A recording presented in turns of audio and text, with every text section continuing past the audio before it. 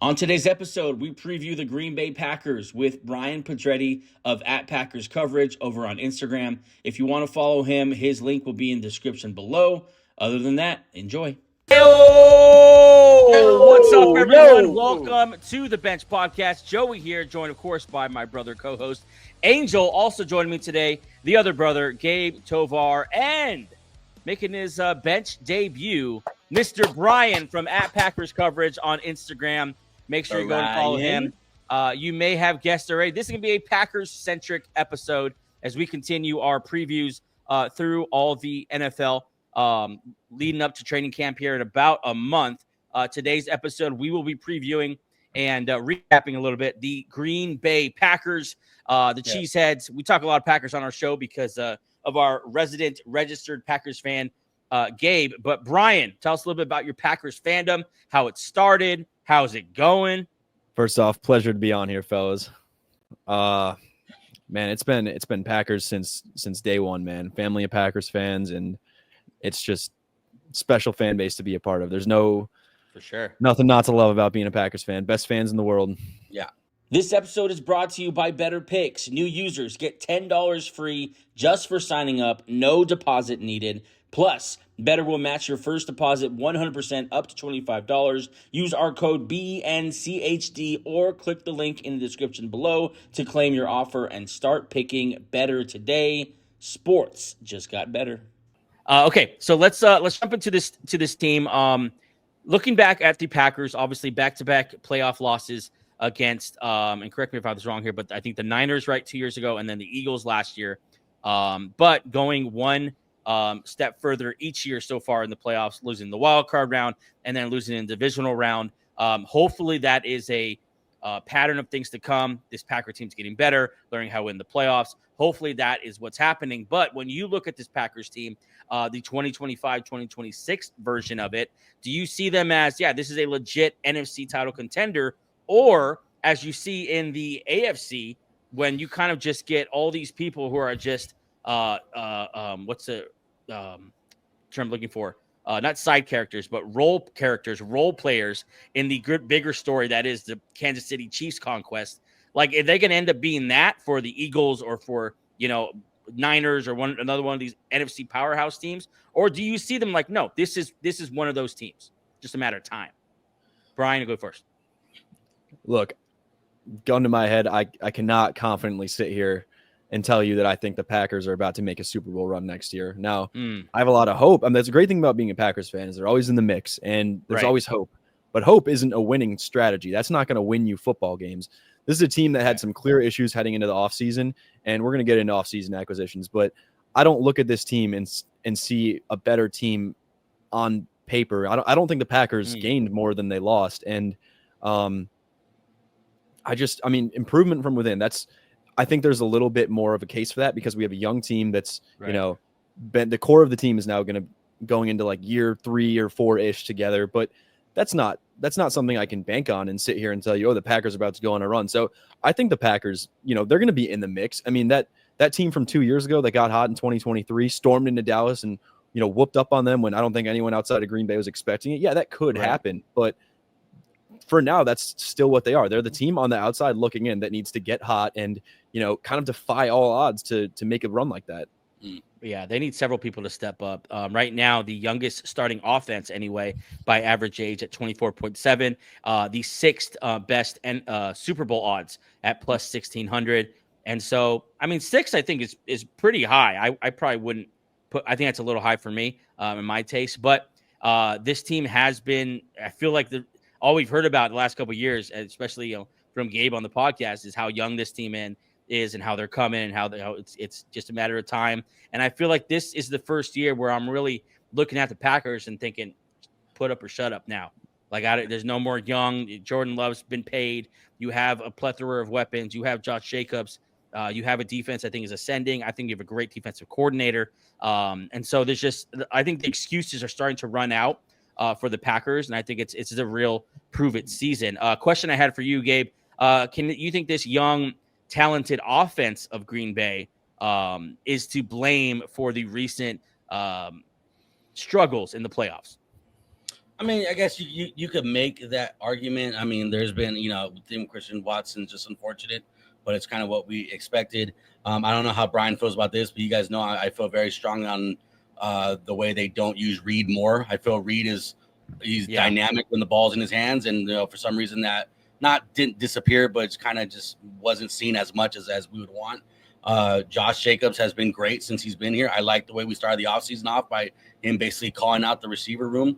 But just like Brian said, it's kind of just, are we going to take off, or are we just going to kind of stay middle of the pack? I mean, if we see Philly in the playoffs again, would it shock me if we beat them? No, it wouldn't shock me, but I probably wouldn't put my money on the Packers to win that game. So, Ryan, how did you feel about that when Jacobs called out the wide receiver room, as far as like locker room dynamics? I don't, I saw it was Wicks who kind of clowned on that post or anything like that. Which is hilarious, by the way. That was weird. That was very you don't see Packers players doing that. I don't know if that's Jacobs came from a more of a disaster franchise like the Raiders. Maybe that's the norm. Yeah. I mean, do I think he was right, or what do I think of just him doing that? I don't think. What do you think of do you think the team is better for that in the locker room, or do you think that's the kind of leadership the Packers need? Overall, you think that's a net positive? Definitely not a good thing. I don't think you should ever. I mean, I'm sure you guys, been on sports teams like that, anything like that. Airing, when it comes to airing grievances or just kind of saying bad things about the team publicly, that's never a good thing. But I don't think this is a group that's going to let that get to them. I think it's mostly just, off season, whatever. Like these guys go on shows all the time, and it's all they're trying to do is get them to say crazy shit. So it's like, do I love to see that? No. Am I worried about it? Definitely not. But gotcha. I think Jacobs may have had a point. Yeah. Which is a separate conversation, but the Packers definitely took him seriously when they went and drafted two receivers. We'll get into the receiver room. It's obviously a huge talking point for the last couple of years of the Green Bay Packers. Let's start at the quarterback though. Jordan Love entering year 6. Last year threw for just over 3,300 yards, 25 touchdowns, 11 interceptions, 63% completion percentage, 96 passer rating, 10th in the NFL in touchdown passes, 5th in passer rating. A good season, a solid season. I think after paying him that extension with $225 million last March, I think we're all comfortable with the numbers he put up. Am I wrong? You get a sense of that running the page, Packers coverage. By the way, if you want to go follow great Packer content and keep up with the team, go follow Packers coverage on Instagram. You'll be kept up, and you'll get honest opinions straight from the fan base. But Brian, with the finger of on the pulse of the fan base, do you feel like the Packers fans are satisfied with last year from Jordan Love? I think Packer fans are, and I think Packer fans, if there's one thing that we're going to be patient with and understand, it's quarterbacks. Packers fans. First off, we're spoiled. There's no denying that, but I think Jordan Love, I almost take the 2024 season, and maybe I'm doing this because it's just the easy thing to do. Playing through injury, a receiving corps that led the league in drops. I almost take it and just throw it out the window. I think this is a really big year for Jordan Love, and I think the fans know that, and I think expectations are high, but I think people are pleased in what we've seen. I mean, how can you not? It's hard to look at Jordan. I mean, look, he was on the bench for 3 years. That's the Packer way. But it's hard to look at him as anything other than a third-year quarterback. So much of that progression happens in those first 2 years. And look, is his game fully polished? No, but he has those moments where you watch. I know you can pull up anyone's highlight reel and they look great, but Jordan Love has that ability to make throws that other guys just can't. And he sees the field really well. And I know people are sick of hearing about it. It's a young team, but I do think, assuming there's no injuries, which obviously we all hope there's no injuries. I think this is not a make or break year for Love, but this is when we really start to. I think the concrete kind of hardens on about who he is. I mean, there's always room for breakouts. We see it all the time in the NFL, guys like Geno Smith, but it's not an overstatement to say that this is a huge year for Jordan Love. I truly believe that, and I think it remains to be seen whether or not it seems like he's a type of guy we love to debate. Oh, is he top 10? Is he this? Is he that? This is really the year where I think we find out. I think I'm not dying on any hills with him just yet. So that was kind of my next question. So, Gabe, I want you to answer it then. After last year, do you feel like Jordan Love has entered that top 10 And Brian seems like it's kind of a wait and see. Are you there with him as well? I was there with him at the start of last season. I thought his game against Philly week 1, everyone's kind of shaking off the rust, this and that. He played an amazing game. The way he got hurt at the end of the game was unfortunate. And you saw he missed weeks 2 and 3. They rushed him back, in my own opinion, for the week 4 game. And he kind of dealt with that. If you watch Packer games as much as me and Brian do, you saw the weeks that followed, he wasn't quite sharp. He wasn't kind of leaning on that front leg as much as we want when he was following through with his throws. There was a lot of things with Jordan Love there. But you look at his numbers, the overall body of work, it's slightly better because he missed games. It's not going to be as high as far as the number, but like the rate it was going, he would have far exceeded his previous year. I believe he would have went over 30 touchdown passes. I think the interception number drops a little bit. I think it would have been a year where it would have been like, okay, this guy's here. I mean, he's ascending now. And just like Brian said, it's easy as a Packer fan to say, let's take last year, crumble it up and throw it away but I mean, it's still a career year for him, not a career year, but it's still a year for him that's in the books. And, I think, it's a game that's rough that I think that injury caused a lot of a little bit of a step back for him. But going into this year, knock on wood, stays healthy, stays on the field. Yeah, I think this is going to be a great year for him. Am I optimistic? Of course I am. But I mean, I also could be wrong about this. It wouldn't be the first time. So some of the numbers I was looking at with Jordan Love, specifically how he finished games, was kind of surprising to me about how successful and how good he was at the end of games. Last year, Jordan Love threw 15 touchdowns, no interceptions in fourth quarters last season. Yeah, that's pretty amazing. And then his QBR in the final 2 minutes of close games, 92.3. That's top 5 in the league. And so Jordan Love seemed like he was nails at the end of games. And yet, watching the Packers play, and specifically when they played my Eagles in the playoffs, I had a confidence that he's going to make a mistake. He's going to throw off his back foot. He's going to get impatient. He's going to give us a chance as long as we can capitalize. That was my perspective on him. But Brian, so with that kind of being the backdrop here, do you feel confident that Jordan Love could go against an elite defense on the road, say what the Eagles were last year or the Niners before that, or maybe it's like the Ravens this year, go on the road and play mistake-free football and beat good teams when it matters? I am.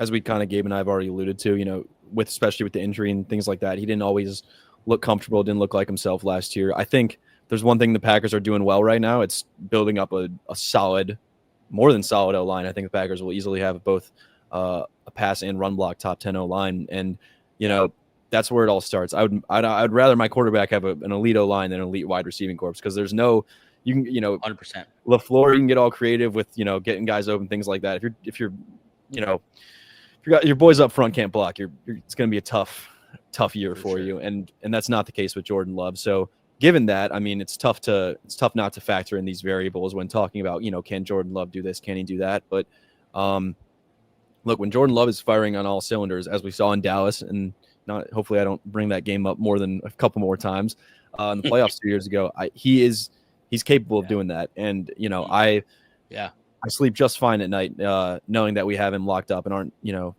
taking our chances on other unproven guys in the league.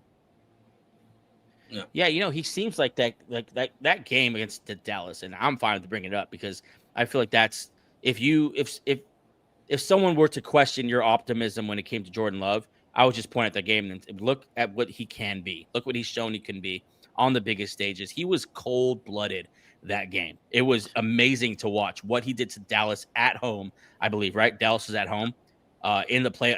It was amazing to watch, like the kind of poise that he had.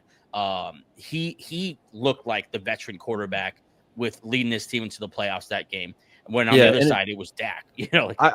I just want to add, saying oh, well, Jordan Love, when we talk about Jordan Love's potential, I'm not trying to sound like a Colts fan talking about Anthony Richardson's potential. No, we're not playing what ifs. We've seen him do it. Yes. Now, can he do it? Can he do it consistently? Is what we're trying to see from Jordan Love. We know he's capable of marching onto an NFL field against a very good team and playing well. It's that consistency that, it seems like it's just so hard for an NFL quarterback to find. And that's what makes the greats, is that they can do it, year in, year out, game in and game out. And, and that's why I say we just don't have a big enough sample size to be, definitively saying anything about Jordan Love. There's been a lot of promise. There's been some good. There's been some bad. We're going to find out what we have in him this year. And it's, all the more reason, young team, they've been together for a while. I will not come back on this show 1 year from now. And at least I don't think so. And have a bunch of excuses for Jordan Love. This really is such a pivotal year for him. And that really can't be understated. Yeah. Yeah. I think quarterbacks coming into the league have to answer 2 questions. Number one, are you good?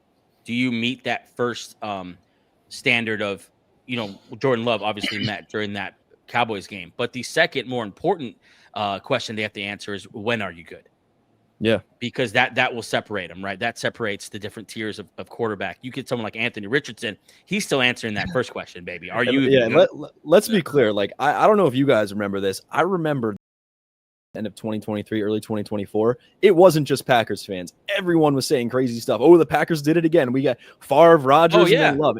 It was ESPN. It was Bears fans were crying. It was over. It was like I was enjoying the moment, but I was one like, whoa. Let's we can wait a second here to kind of, let this play out. But I think that everyone in the league at one point, now time goes on, people want to say crazy stuff, wild hot takes in the media, whatever, Jordan Love, but we've all seen it. Now let's see if he can keep doing it is kind of where we're at with Jordan Love. Yeah. So good. I'm glad it's where we're all at, because that's where I feel like it makes sense. Like, he's shown he can do it. Now let's see if he can do it at the biggest stages. Let's move on to the skill position players, because it is quite the conversation here. I'll run through them real quick and ask a couple questions. First of all, Josh Jacobs, his first year in Green Bay, a resounding success. Like, I think it was probably tough for Packer fans to move on from Aaron Jones, especially for that 30 minutes that you thought you were going to get them both. But having Josh Jacobs as a Green Bay Packer last year, obviously, I think everyone's pretty much going to feel overwhelmingly positive about that. Over 1,000 yards, 8 touchdowns, and even the impact felt even bigger than that. He just felt like an identity type guy for the Green Bay offense. The wide receiver core is another question. It's something we got to talk about here, because I don't know, man. Just so question marks up and down the roster. Christian Watson, once again, comes in with the hype, comes in with the tools, and he looks great coming off the bus. Didn't deliver again. Jaden Reed, Gabe alluded to it, just not enough work, just not on the field enough. Whether that's his fault or, with the inability to pick up a LaFleur offense or whatever it is, questions about that. Romeo Doubs, Tavian Wicks, the host of other guys who this could be the guy that we hear every year. Those guys have a lot of question marks. Savion Williams and Matthew Golden, 2 guys we will talk about because the Packers drafted receivers, and they drafted one of them in the first round. And that's a big deal when it comes to Gunter and the Green Bay Packers front office, just in the way they have dealt with things. Let's start with Matthew Golden. And the question I have for both of you, let's go Gabe first and then Brian, is I am excited about Matthew Golden as a prospect. But what I want to know is, what does he bring to the wide receiver room that isn't already there? I can't speak too much. I've seen a lot of Matthew Golden tape and stuff like that. He's a speedster. I know the reports out of Green Bay, like early on, was that he already looks more like adapted to the league now than most of the receivers in the receiver room do. So, I think, if anything at all, he just adds that pressure. I think what Josh Jacobs spoke on in the beginning of the offseason, saying, we need this room to want it just a little bit more. I'm kind of one of the old school guys. If I have a true number one, I would want him to be built like a Watson, a 6'4", big body guy. Him being a speedster, him doing that. Green, for a long time, even when Devontae Adams was a Packer, Green Bay has the ability to really spread that ball around. Obviously with you had Jordy Nelson, Devontae Adams, clear number one guys. Green Bay has done a great job of making sure that the number 2, 3, and 4 guys are eating as well. So really, when you think of Romeo Doubs, you think of Wicks, think of all these other guys here, maybe Golden can be that guy that gets enough attention. He has enough skill set to where he could bring out the best in those guys, where those guys don't have to be the number 1, even the number 2 guys. Go be a number 3, go be a good slot guy. I love Romeo Doubs. I just don't trust him as a number 1. But can he shine if Golden just pops off at the beginning of the year? I believe so. I think Reed's the same way. I think if Watson stays healthy, I don't know. He's made out of. See, this is what I'm talking about with with the never-ending optimism with his wide receiver core. Yeah, I This mean, is the same conversation we had last yeah, year. right. But I'm saying you asked me what can Golden bring. Yeah. That's what he could bring. He can maybe Because we slot still all have them a- into us. He we can slot them all still- into a spot where they more into likely where need they're to. supposed to be, like Sure. naturally. But I just don't know because right now there's a reason why we took two wide receivers in this draft. I mean, there's a reason why, and they just don't trust what they got right now. Brian, you confident in Matthew Golden as a wide receiver one? I'm honestly, I'm with Gabe in the sense, kind of what you just alluded to. It does kind of feel like the Packers are throwing darts at the wall to see what can hit. Look, I'm not a college scout. I'm not going to pretend to be, but he was not one of the guys on draft day who I was, crossing my fingers for the Packers to draft. And I'm not gonna. I feel like every year we have like this guy who runs a fast 40 time. He shoots up the draft board, and everyone gets excited about him. But I'm a little bit more wary of that way of thinking. I don't think speed equals good player. I think we see a lot of traps like that. And look, I'm also a guy I like to see production in college. Golden, he didn't have a lot of production, if we're being honest. But I mean, look, no one is there. You could not find a person on planet Earth cheering for this kid more than me. And I'm not saying he's not going to be good, but I'm cautiously optimistic. I don't think first round receiver means good. We see tons of guys go in the first round who they're an afterthought a year later. It's I'll say this. Look, Packer fans always kind of, I guess you could say, complaining we don't have a wide receiver one. Matthew Golden has the opportunity to be the cream that rises to the top, where if the Packers had a guy who was just head and shoulders above, better than the rest, and he truly was capable of being a wide receiver one, he would command the targets, he would command the snap count. It's the type of thing that just, it happens naturally in the NFL. If you are a good football player, they will find a way to get you on the field. So Matthew Golden, he has the potential to do that, but I'm not banking on it. I'm very cautiously optimistic. I think, does he have the raw talent? Yes, but sometimes I think his college production left a little bit to be desired, and I think there is potential. There's bust potential for those things that, I'm speaking as someone, like I said, not a college scout, but I don't look at, he had the fastest 40 time. He's a good receiver. That's not how it works for me. And I don't think that's how it works in the NFL either. I think if you look into it, I was listening to a lot of these draft podcasts, and actually it kind of works against statistically the first round receivers who rise because of the 40 time. John Ross. I mean, Henry Ruggs did eventually go fast enough to catch some eyes, but it was in a totally different context. Terrible way. But no, it just doesn't. Other guys too. It just doesn't mean success. And so, I think that fear is warranted. And hopefully that's not where they picked him. And yes, we do need to make sure we're rooting for the kid. Like, we want this to work. We want it to work for the Packers. We want it to work for him. And hopefully it does. Question real quick about this wide receiver room as in general. Do you see as like, okay, so these are all NFL players. None of them, you can't point to any of them and be like, he doesn't belong in the league. Like, they all belong in the league. They're all solid type players. Do you think it's almost turned into like, the strength of this receiver core is actually just the depth now? Maybe we don't have the top end talent, but the depth is kind of something I can hang my hat on and feel good about. No. I'm trying to spin it for you, but no, I love it. I love that you're being honest about it. Look, depth is great, but, and again, I hate the conventional, the Packers need a wide receiver one, but there is some truth to the fact you need that one guy who Jordan Love needs that one guy. And sometimes it feels like Dobbs is kind of that guy, but like, and it doesn't have to be taken to this level, but think about Rodgers to Adams for all those years, or Rodgers to Cobb, Rodgers to Nelson. He had that one guy he could trust in those go-to situations. So, it's great if your wide receiver 6 is good enough to be a wide receiver 3, but at a certain point, it does not matter if you don't have that one consistent, reliable target. So, is the Packers need a wide receiver 1? Yes, it's like can be kind of drawn up as this casual, we have all these guys, but there is some truth to it. It's not, we don't have to overthink this. It's not a good thing that the Packers don't have that one receiver who teams are like, oh dear God, we have to play it. There's no one on the roster right now who the other defensive coordinator is tossing and turning him in his sleep, shaking in his boots. There's not. Right. Mm-hmm.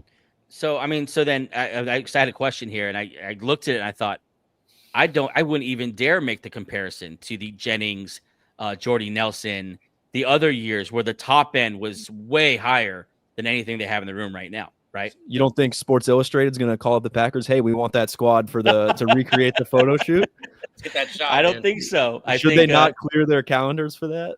I don't think so, because I think if they did, there'd be a lot of Googling when that cover came out to figure out who the hell these guys are, because no one would know who Romeo Dobbs is. And that was kind of my point too when it comes to like the Golden trial. Like, if he pans out, I think it would cause a chain reaction to make those other guys go. But that's also me saying at the same time, if he doesn't, then we're just running it back with, no disrespect, we're running it back with just the role players. Yeah. I know LaFleur is a great coach, but I don't think he can come up with a year-long playbook where, he could throw something new every single week. It's hard. That's hard to do. Hasn't yet. Packers had 8 players with 25, at least 25 receptions last year, tied for the most in the NFL, but not what we're looking for in Green Bay.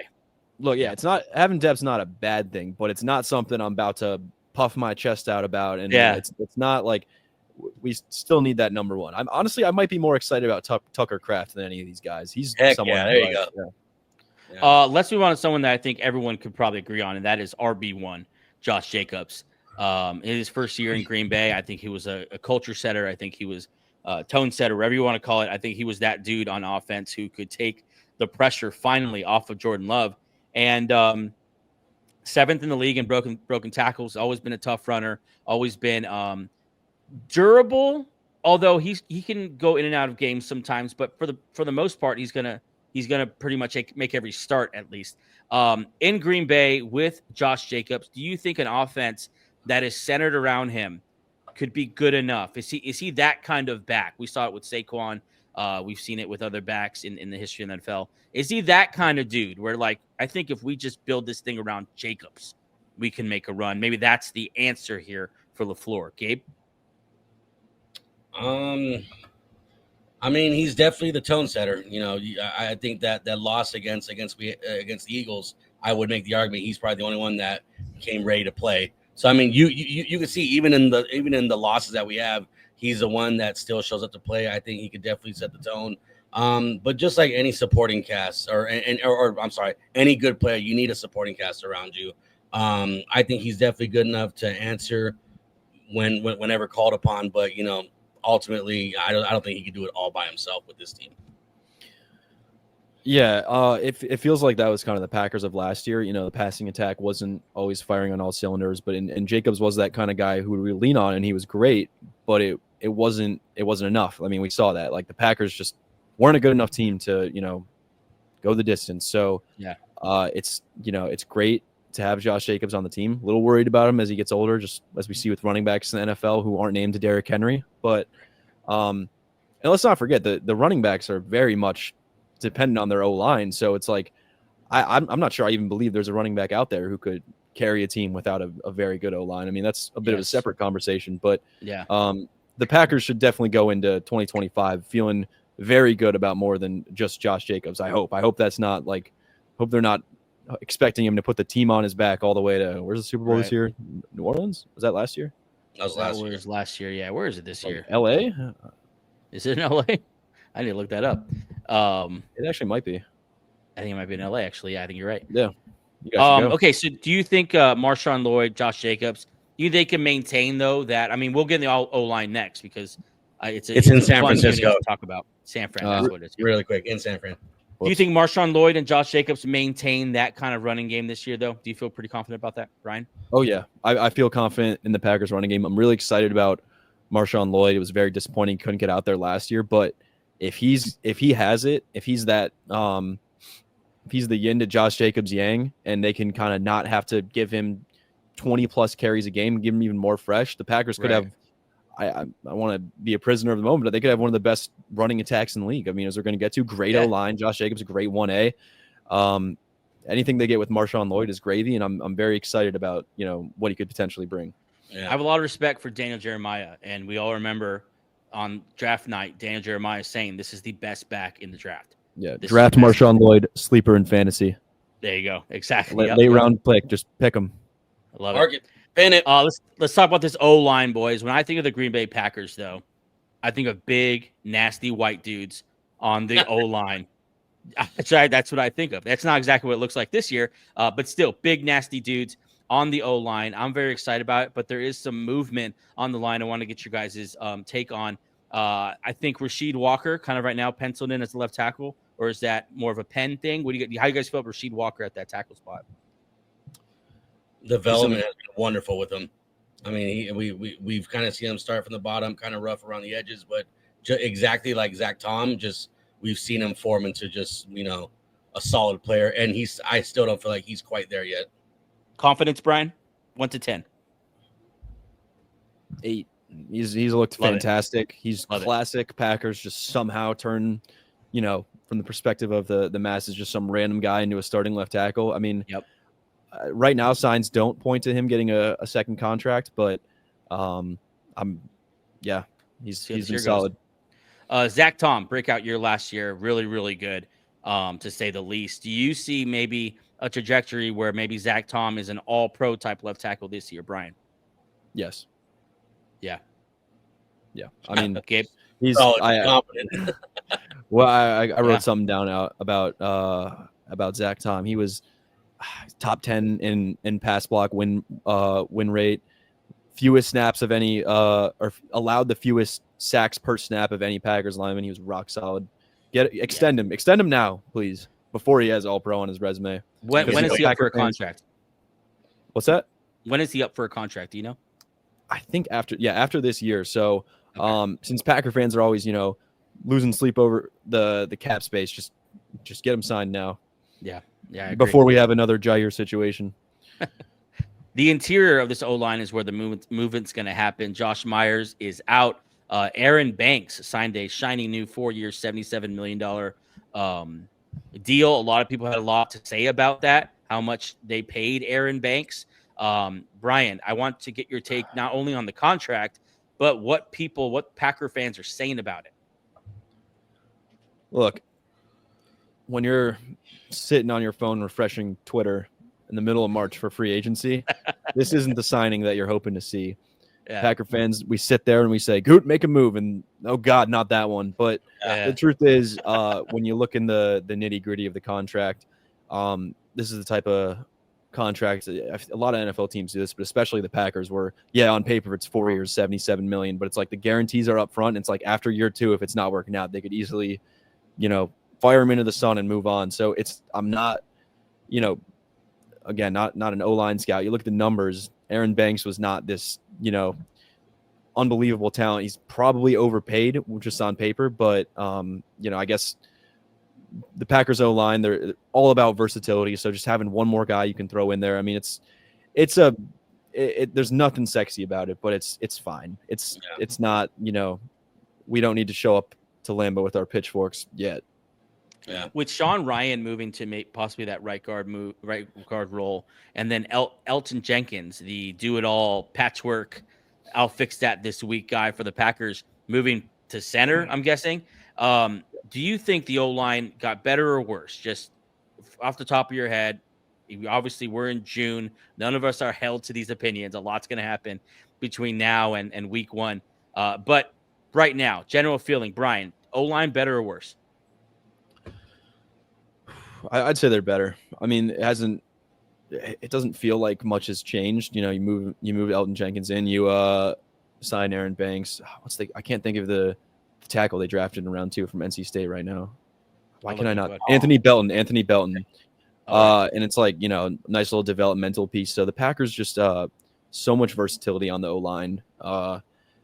It's really the one group on this team that I just feel rock solid about. And it's like, all right, we don't have to worry about them. We can just, worry about other things, I guess you could say. Yeah. Gabe, any concern with Elton Jenkins moving to center? Or do you think it's just par for the course for him? I mean, as a Packer fan, he's good wherever you stick him. So I have no concern wherever he goes. My only concern with him is that we're going to piss this guy off. I was listening to a podcast show about this where they were saying centers make way less than guards do. Yeah. And right now, him being moved around and him wanting to make more money and this and that. My only fear is, if the Jair Alexander thing taught us anything at all, it taught us that sometimes the Packers can pinch their pennies just a little bit.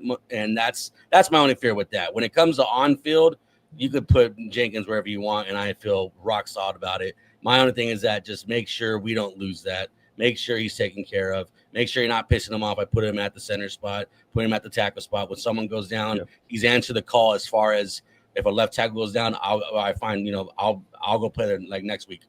I just don't want him to feel, and it's kind of a pattern in Green Bay where the front office kind of gets everything they can get out of our guys, but doesn't want to, when it comes time to pay them, they kind of want to hold back a little bit. So that's my only fear when it comes to him. Yeah. Also, go I ahead. just want to add real quick. The Packers' first round pick last year, Jordan Morgan, barely seen him out there, but I would imagine the team drafts a guy in the first round. You're hoping to put him at tackle at some point. That's why I say I don't think they're going to extend Rasheed Walker, but you should feel good having the guy you picked in round 1 last year, kind of for now at least as the sixth man. I mean, the Packers' versatility, depth, there's a lot to be excited about.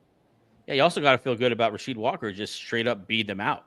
Like the best man truly won here, and that's the competition on the O-line is I think the best. A lot of teams just don't have any competition. They have no depth at O-line. It's not even worth having any kind of position battle because a lot of these guys aren't going to work out. Not sure what happened to Gabe there. We'll get him back on if he jumps on. Let's move on to the defense now. Brian, there's Gabe. Good, Gabe. I went to go turn on the light because I saw my screens get a little dark. Moving to the defense now. Jeff Hafley, I think, did a phenomenal job in Green Bay. Aggressive man press type scheme. I like what he did. I like the defense for the most part. This is kind of a broad question, but 1 to 10 confidence level in Jeff Hafley going into year 2, right? This is year 2. Year 2. Brian, then Gabe. Don't do it, Brian. Oh, don't do it, Brian. I don't know what you're telling me not to. 6. Like look. It was 1 year. Yeah. I never want to declare victory too soon, especially with the Packers defensive coordinator. Gabe, I don't know if you remember, we were excited about Joe Barry after year 1. Maybe not excited, but we weren't. We didn't have the pitchforks out. And it's like, I think it's almost like being a quarterback, being a coach in this league. You have to stand the test of time. And there was I don't think Jeff Hafley had ever been an NFL defensive coordinator, had he? I mean, he was at Boston College as the head coach. So, putting his schemes and his defense on film, it gives other teams a chance to kind of, I guess, be ready for what he puts out there. And it's what he did was impressive last year with Jair Alexander out. I mean, we have lots of Packer fans saying, "Oh, well, we didn't have Jair for most of last year, and we were doing just fine." But it's like, it's very different having that be plan A, and then it's like something else goes wrong, and we're even in an even worse situation. And it kind of felt like that meme where the big thing of water is leaking, and he slaps like a duct tape on it. It's like, I mean, that's great. Jeff Hafley, he was able to do that last year. He was great, and there's no denying that. But it's just like it's the same thing with the player. I'm not gonna start parading around celebrating after 1 good year. He's got to do it again, and he's gonna look if he does it this year after a Packers team that was not serious about adding a lot more talent at their 2 weakest positions, edge rushers in the cornerback room. If the Packers defense is honestly even top half of the league, I'm going to be pretty excited about Jeff Hafley. But, the scars of Dom Capers and Joe Barry, just, I'm not going to, I just can't give him higher than him 6, maybe 7 after year 1. Looking into his background a little bit, he was the co-defensive coordinator at Ohio State, and that's the only defensive coordinator experience he has. Other than that, he was a DB coach with the Niners, Browns, and Bucks. So yeah, I think letting this guy play out a little bit for a couple of years is probably the responsible way to take this. I have a lot of stats actually of this defense. I only share a couple of them here. 19 points per game allowed, 6th in the NFL. You mentioned the lack of the Packers pass rush and the defensive secondary injuries. That's pretty impressive. Number 1 in red zone defense. I think that's very. I think when you get good red zone, anything, offense or defense, it speaks to good coaching. It speaks to good schemes. It speaks to using your players in positions where they're going to be the most successful. And so a lot of good numbers here for Jeff Hafley. Gabe, are you content to wait? Or it sounds like Gabe's ready to crown him. It sounds like do it, Brian, Gabe. I love you, Brian, but I feel like you're dead wrong when it comes to this. I think the fact that his lack of experience, then just coming in and not just closing up a leak or anything, it's actually a strength of his. I mean, if he could come in and just adapt to NFL speed, NFL schemes, and start to develop. I mean, we're forgetting some players that he gets to work with year 2 year. Guys like Cooper. I feel like Cooper is about to just have a crazy year this year. I think Xavier McKinney probably gets more of a role, even though he was incredible last year. I think what he's doing with the defense is something that we didn't see in Barry. We didn't see in Dom Capers. I'm forgetting the other guy. Last name with the P. What's his name? The defensive coordinator for a couple years back. He coached the Bears. I forget his name. Or no, not the Bears, the Browns. But yeah, there you go. Yeah, there you go. So yeah, I mean, I'm ready to crown this guy. I think he brings an energy. You listen to his press conferences. He's hyped up. He's juiced up. I mean, I think losing Jair Alexander, yes, to Brian's point, it does suck because we are a better team when he's out there. But look, the fact of the matter is Jair Alexander wasn't out there hardly at all last year. And I think that he did a wonderful job adjusting to that.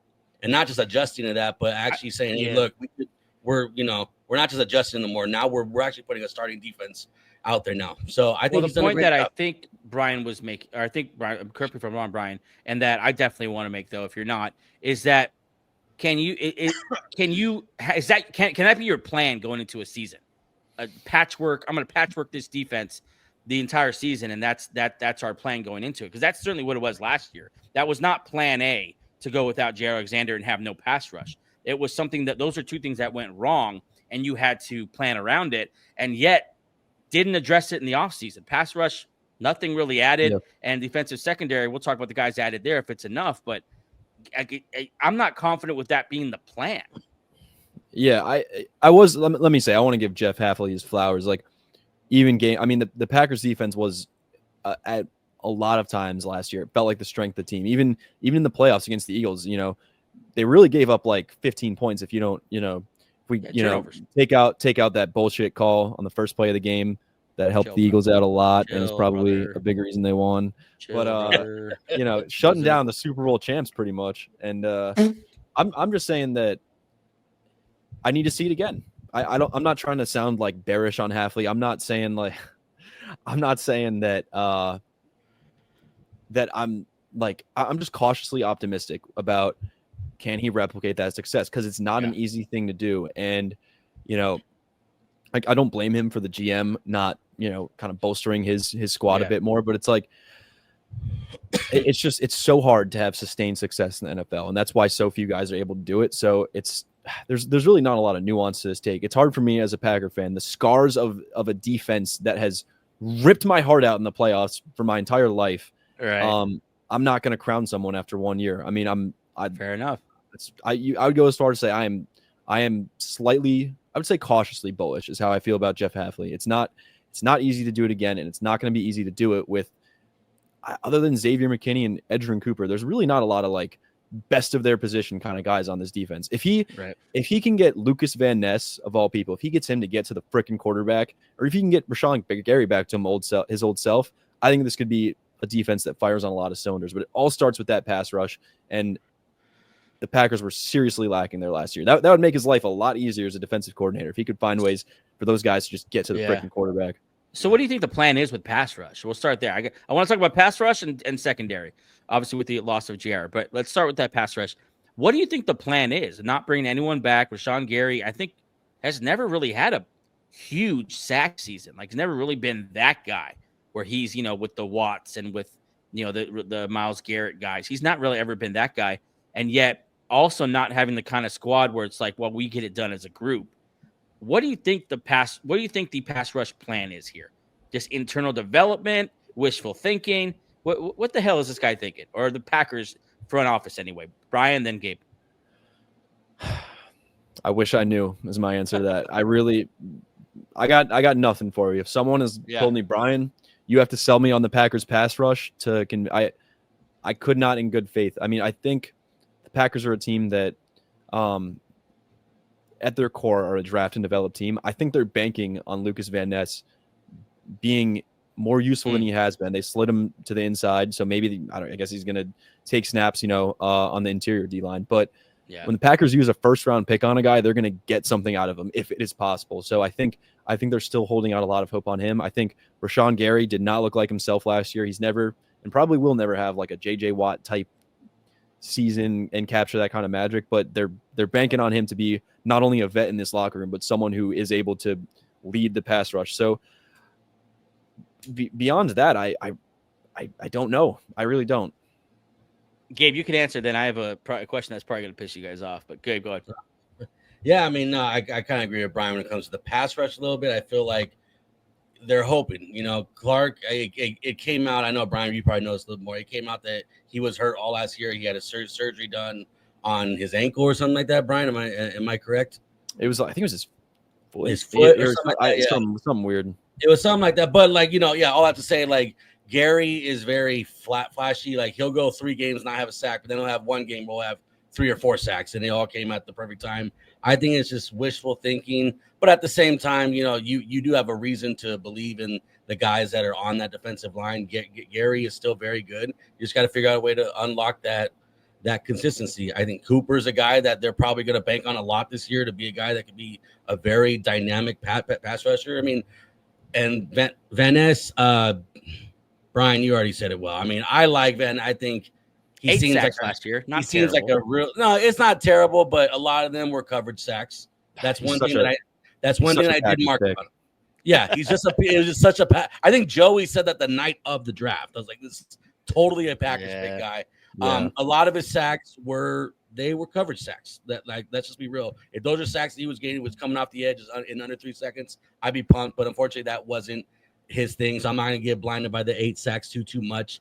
To answer your question, I think they're optimistic. There is some hope in that pass rush.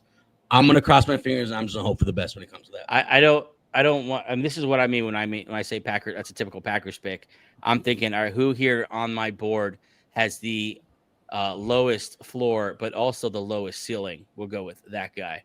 Packers love freak athletes who just have never produced, but it's like I guess they just really trust their coaching. It's like Rashawn Gary was kind of like that. He didn't really do much at Michigan. And Savion Williams, 3rd round receiver this year, it's like freak athlete, but it's like he can't catch the football. So it's like coaching staff, they better figure it. It's like every Packers draft pick is a home run swing. Right. I was convinced you guys were going to take Shamar Stewart this year. I was convinced Shamar Stewart was a Green Bay Packer if I've ever seen one. But I was ready for it. Let's move on to that defensive secondary here. Alexander out, Hobbs and Nixon not added, but Nixon going to play another prominent role once again. Didn't love what I saw from all the time last year, but better than I think we ever thought he was going to be as a defensive player. Hobbs getting added to the mix. I'll just ask you straight out here. Is there enough back here? Is there enough talent to stop there's some monster passing offenses in the NFC with what Jaden Daniels can do, what they're doing in Detroit. If JJ McCarthy hits, there's some teams here that you're going to have to cover multiple very talented receivers. Is there enough talent back here, Gabe? I really don't know how much faith I have. I mean, Hobbs it's not good. Let's just say it. It's not a good room. It's not a good. I mean, they brought Hobbs in. Is he going to be that Jair replacement? I have no idea. Most likely, I'm not a betting man, but I would probably say I have an idea. No, you put Bo Melton. You're having him take reps at the cornerback spot early on in camp. I don't like that.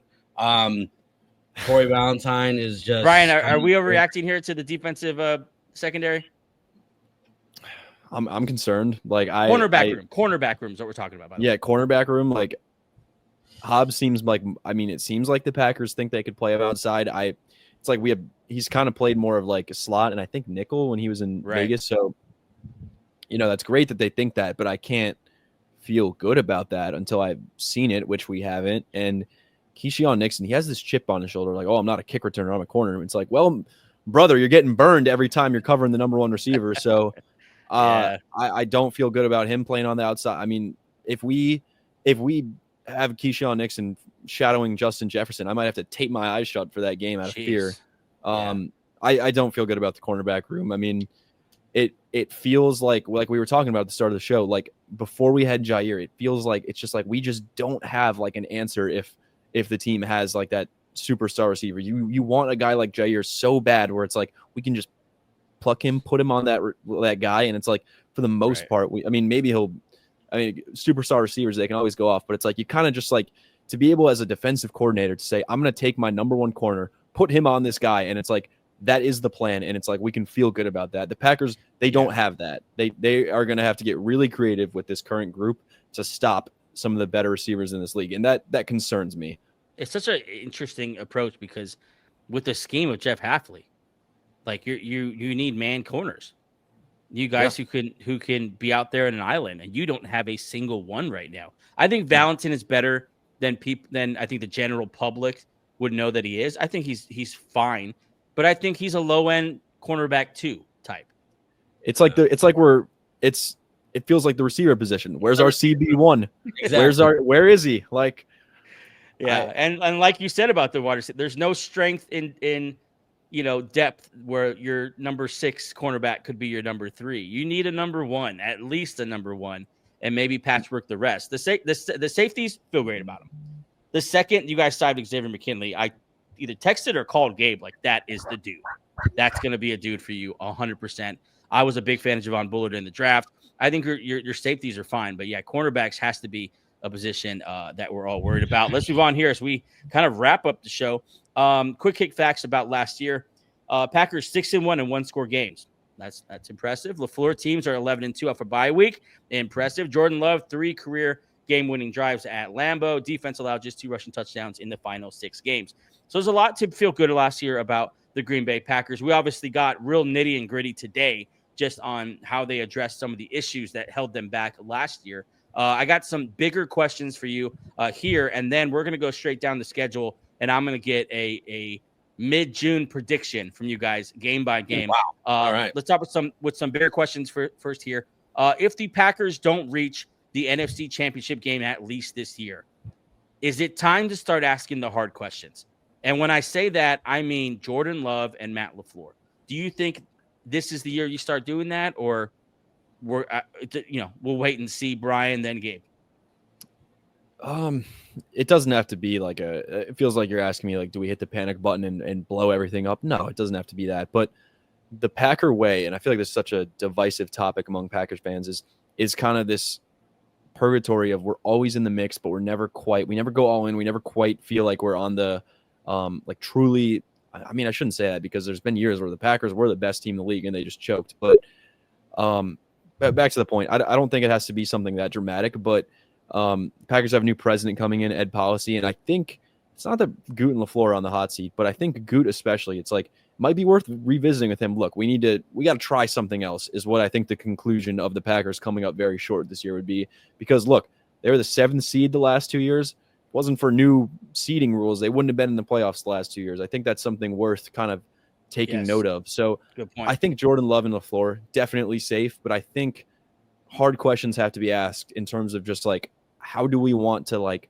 do this from now on? Because in any given year in the NFL, there's a lot of teams going all in. So it's hard to be better than those teams when you're kind of perpetually like 1 foot in, 1 foot out, always worrying about the future. Like, I don't want to see the Packers do what the Saints did, where they're in cap hell and they kind of just completely mortgage the future. But it's like the strategy at some point, you want to see it change, because this is a franchise where the expectation every year is a Super Bowl. That's just how it is. It's, you know, it feels a lot like the Steelers organization right now. Just content being in the mix, content being, not an embarrassment to the organization, but never really quite feel like, they're making a run at the Super Bowl, like maybe the Ravens feel sometimes. Gabe, are you asking hard questions about head coach and quarterback if the season does not at least end up in the NFC Championship game this year?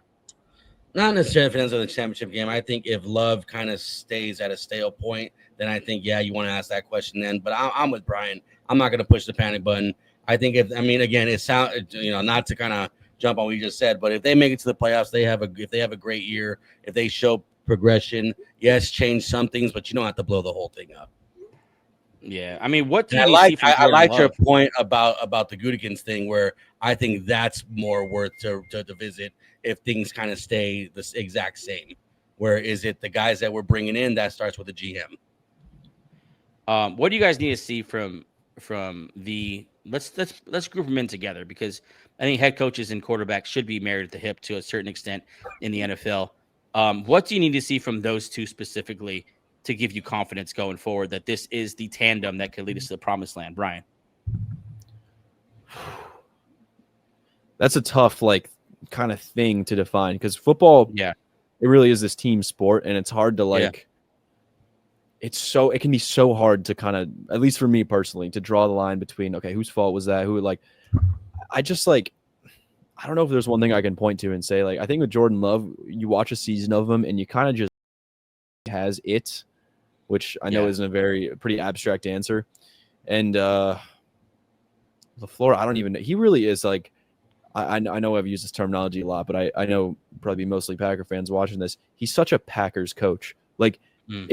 He feels like he was destined to be like a Packers coach, in just the way he assimilates into the culture, and kind of this by the book coach who kind of has more of a conservative game plan, and we kind of teeter on that edge of being just good enough, but not really. I don't know if there's I really can't say oh, I need to see this or that. I mean, I'd like to see a playoff win this year, but okay. That's fair. It's really, with me, it's always, you look at the macro of the sample size from a guy like LaFleur. I mean, if he had multiple bad seasons in a row, I'd probably say, all right, let's kick this guy to the curb, but we're just not there yet. Yeah. It sounds, I mean, do you think Packer fans are in the comments? You think that's how they feel? We need to see a lot more from this tandem. No, Packers fans are very you criticize LaFleur and Jordan Love, and they will be on you. Packers fans there's a slightly, I mean, from my gauge of things, with my finger on the pulse, it's kind of there's a little bit more it's socially acceptable to criticize Gutekunst, but Packers fans get pretty they defend LaFleur and Love, at least for now. That's good to know. Sometimes you don't always know that. Gabe, sounds like you're maybe a little more critical of the duo. I mean, not too much. I think, just to give you kind of an answer, what you need to see exactly. I wouldn't be, first off, foremost, the quarterback development.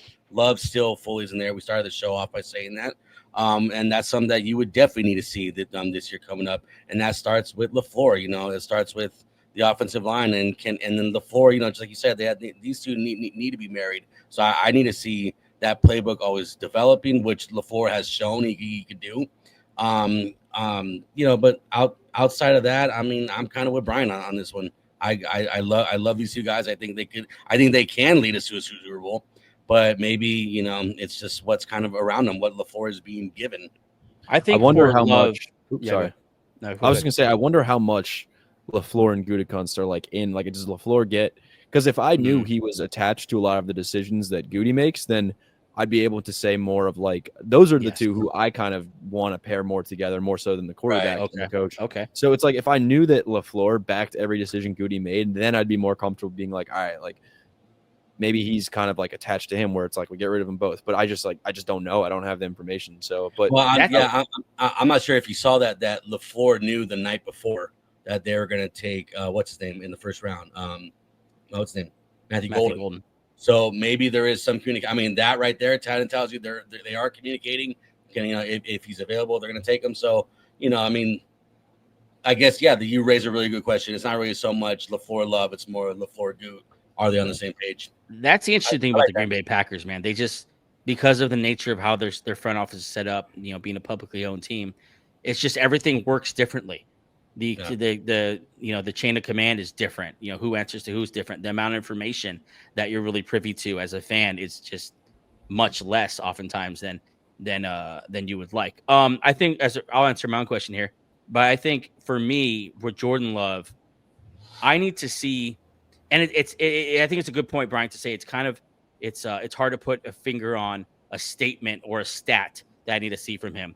But what it's almost like a feeling in the playoffs, especially with when you played Jaden Daniels this past year, and certain times when you played Matthew Stafford, that fear. I mean, you guys had Aaron Rodgers. You know what it's like. No, there's no quarterback that I've ever watched in my lifetime. That includes Brady, that I was more afraid of than Aaron Rodgers bouncing on that back foot, looking downfield. That was scary. That was that struck fear in you. I got a lot of that from Jaden Daniels this year. I need to feel that. Going in, playing the Packers as an Eagle fan, I did not feel it from Jordan Love. I knew the mistake was coming. I didn't feel that. I need to see that this year. Not making the back the back-breaking turnovers and pushing the ball with confidence and being that dog we saw in Dallas. That guy who just hung a crooked number as quick as you can blink in a playoff game. I want to see that guy kind of resurface, and whether that's schematically, adjustments to be made there or just in between the ears of the young quarterback. I think it can happen, and I need to see it before I'm ready to take him out of a tier that includes a Brock Purdy or that tier of quarterback. Do you guys agree, disagree? How do you feel about that? No issues with that take. I think that's a good way of articulating what I think we all want to see. Yeah. All right, guys, let's wrap up the show here with going through the Packers schedule. I cannot for the freaking life of me multitask. So, Gabe, you're going to keep track of wins and losses here as Brian predicts the 2025 Packers schedule. Like I said, please, in the chat or whatever, whoever's watching this, don't kill us. It's mid freaking June, and we have the right to change a lot of this as we get close to the season. But right now, in smack dab in the middle of the offseason, let's go down this schedule. And I want to give you just win-loss, Brian. You good? Yeah, I'm trying to think of if I want to approach this from a literal, do I just think the Packers are better than that team, or do I want to think all right, realistically they're going to drop a few games? Yeah, I want you to be in the moment. I want you to live this season with the Packers. We'll go off pure vibes. There you go. I love it. They start the season at home, back-to-back games, by the way, at home against the Detroit Lions. Brian, how you feel about that? Packers 1-5 in the NFC North last year. I hope they win this game, but I'm going to say they dropped the first one. Okay, lost to the Lions. It gets no easier here. They will next host the upstart Washington Commanders. They're taking a step back this year. That's a Packers win. Man, I agree with you. Fuck the Commanders and fuck their fans, to be honest. I think they're going to take a massive step back. They haven't gotten any better, I think, in the weapons department. They've gotten certainly older and more experienced, but that's not the same as raw talent. And the defense is still hot booty cheeks. Then they go on the road to Cleveland to play the Browns. Come on. They should just forfeit. That's a win. Yeah, there you go. Then back in Dallas. They seem to like to play there. Yeah, Packers. We already lost there before. They're not losing in Jerry World. No way. Okay, so weirdly, I hate a Week 5 bye, but they have a Week 5 bye now. After those 4 games, what is that, 3-1? I could do that math, Gabe. But 3-1 after those 4 games, you're feeling good. Let's get down to the meat of the schedule. They after the bye will host the Bengals. That's another team that I just think is a little bit overrated. If that's at home, the Packers they're gonna take that one. I agree with you. At Arizona Cardinals. I think it's a bit of a trap game, man. It could be a trap game. But I hate playing in Arizona. We have some nightmares in Arizona. Who on that team are you just oh dear God, we have to play them? Kyler Murray? Nope. Marvin Harrison's year 2. I don't know. James Conner, they could. For the credibility of the exercise, I could say that's a loss, but fuck that. We're winning that game. Yeah, I also have a friend. I have a good friend who's a Cardinals fan, and I'm not letting him get a clip of me saying the Packers are. There you go. Cardinals. Screw you, friend. The next week, I think when they roll into town to play this game, maybe Aaron Rodgers opens up his home to host all his old Packer teammates. They will play Aaron Rodgers and the Pittsburgh Steelers. Oh, that sounds weird coming out of my mouth, but they're going to Pittsburgh to play the Aaron Rodgers left Steelers. How do you feel that one shaking out? That's it's the easy comparison is back to when Favre played the Packers and he beat them twice the first year and lost to them twice the second year. I feel like it feels like it could be like a passing of the torch type moment, but I'm gonna say they lose that one. It's tough to win there, and I think it doesn't feel like a revenge game. It doesn't feel like the Packers and Rodgers are on bad terms, but I'm gonna have the Packers drop that one. That feels like a respectable enough team to lose to. Sunday Night Football at home. Yeah, I think that you can give the Steelers a little bit of an edge there. They then host the Carolina Panthers. That could be like the lowest key of a trap game, but I'm going to say the Packers win that one. Maybe their toughest game in years. They go Monday Night Football and host the Philadelphia Eagles, defending world champs. beat the brakes off the Chief. Jalen Hurts, top 5 quarterback. Saquon Barkley, the best of all time. How did they do against the Eagles? I'd love to throw up my middle finger right now and say the Packers are going to win that game, but the Packers, they lost to them twice last year, so I don't know if I can. As a fan, they're going to lose that game for now. I mean, hopefully they're red hot and they take that game, but from a prediction, it's at home. And do you think as Packer fans, does that qualify as a revenge game? Sure. I'm going to say this: they lose that game because they need to be fired up to beat them in the playoffs. Damn it! Nice. Then they go to New York for a nice little weekend in New York, playing the Giants. I think I'll be at that game, so I'm going to say they win. Nice. Then we get into a lot of their schedule is incredibly backloaded with divisional games. They hosted the Vikings in week 12. At home, we got them. We'll beat them. Going to Detroit. Packers get hot. We're going to win that one. Let me see if you have the balls to say this. They're going to host the Bears. They are going to beat the Bears. Fuck the Bears. This is the revenge game. This is the revenge game. Miserable, pathetic franchise. It's just always a revenge game. We play the Bears. Okay. No, it was. Look, we don't even. The Packers will not even. That's like a bye week. Like, look, cool. They beat us. The Bears had lost 11 straight against the Packers. Meaningless game where the starting quarterback goes down and they hang the banner after they beat him at Lambeau. Congrats to Bears fans on winning your first game since 2018 when the world was a completely different place. Easy win for the Packers. Does it scare you that their quarterback wasn't interested in girls until he was a teenager and wears nail polish? Shaking in my boots. That's a leader of men. Yeah. Locker room really rallies around that kind of guy. Yep. Okay, they're going to host the Ravens. That's tough. I'm sorry. I skipped ahead. My bad. They're going to Denver. I think that has the makings of a shootout. It's a great game. But I'm thinking right now that you spoiled the next game from between Denver and Baltimore. That's tough to win both of them. I'm gonna say we lose to Denver. Okay, lose to Denver, and actually sandwiched between those two games is a trip to Chicago to play the Bears, this time at their place. Easy win. Okay. And then hosting the Ravens. Lambeau advantage in December. We'll take that one. Revenge game, Jair Alexander, I guess.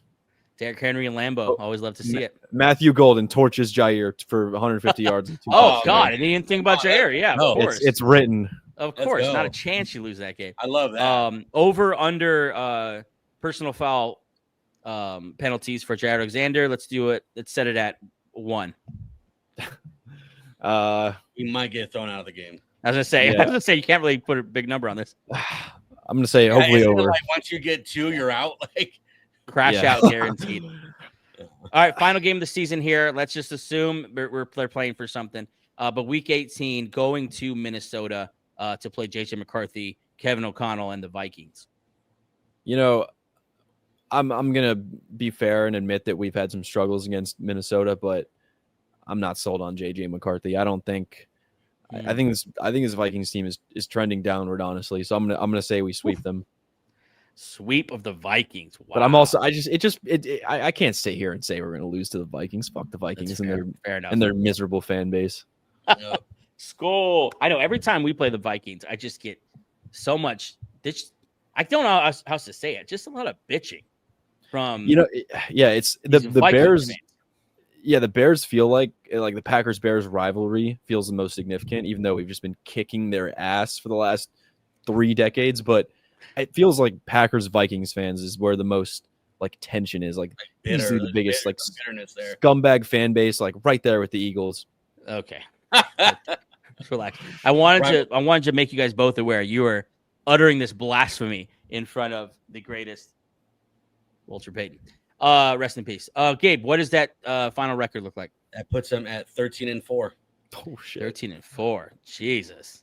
I like and it. Some of those losses too, like the one of the Broncos, you said could be like a shootout. You think you got us losing to the Vikings early on? Those are games that could easily be flipped. So I'm gonna sit here and say I think we're not going 5-1 in division play because the Packers have struggled, but it's just when you sit here and ask me if the Packers are going to beat the Vikings, the fuck am I going to say? No. Like, yeah.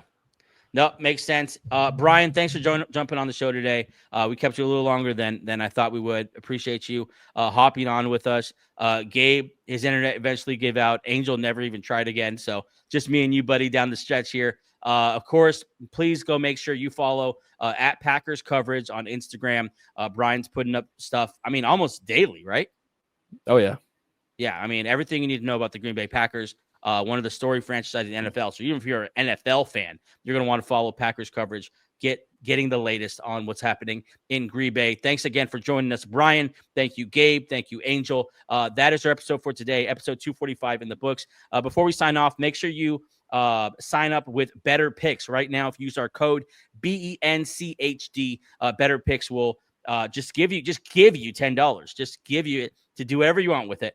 Simple over-unders there on BETR Picks, and then match your first deposit up to $25, 100%. So throw in another $25 just like that. You're playing with $60.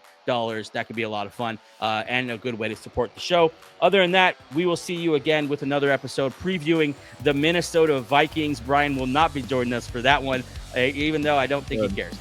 Brian, see I would you, buddy. love to go on there and talk shit. Thank you guys for having me. Subscribe to the Bench Podcast. Yes, sir. Thank you. Gabe, see ya. Bye.